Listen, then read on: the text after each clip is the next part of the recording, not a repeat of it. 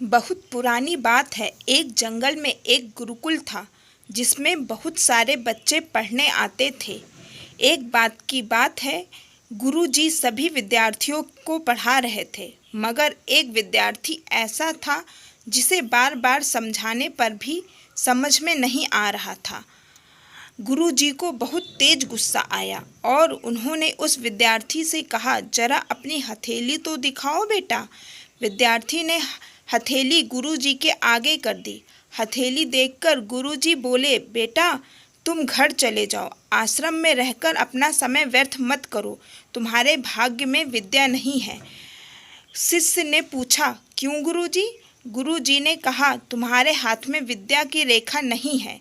गुरुजी ने एक होशियार विद्यार्थी की हथेली उसे दिखाते हुए कहा, यह देखो, ये है विद्या की रेखा, यह तुम्हारे हाथ में नहीं है, इसलिए तुम समय नष्ट ना करो और घर चले जाओ और वहाँ अपना कोई और काम देखो। यह सुनने के बाद उस विद्यार्थी ने अपने जेब से एक चाकू निकाला, जिसका प्रयोग वह रोज सुबह अपनी दातून काटने के लिए करता था। उस चाकू से उसने अपने हाथ में एक गहरी लकीर बना दी। हाथ ने खून बहने लगा।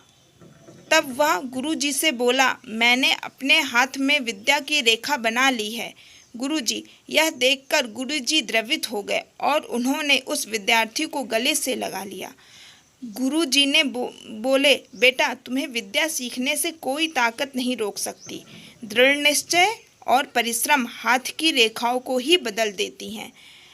दोस्तों, वह विद्यार्थी आगे चलकर महर्षि पाणिनि के नाम से प्रसिद्ध हुए, जिसने विश्व प्रसिद्ध व्याकरण अष्टाध्यायी की रचना की है। इतनी सदियां बीत जाने के बाद भी आज 2700 वर्षों बाद भी विश्व की किसी भी भाषा में ऐसा उत्कृष्ट और पूर्ण व्याख्या का ग्रंथ अब तक नहीं बना। तो दोस्तों, इस कहानी से ये शिक्षा मिलती है कि चाहे जो भी बोले, हम हर एक को एक गलत साबित करते हुए अपनी लगन और कठिन परिश्रम के दम पर जो चाहे वो सब कुछ हासिल कर सकते हैं। धन्यवाद।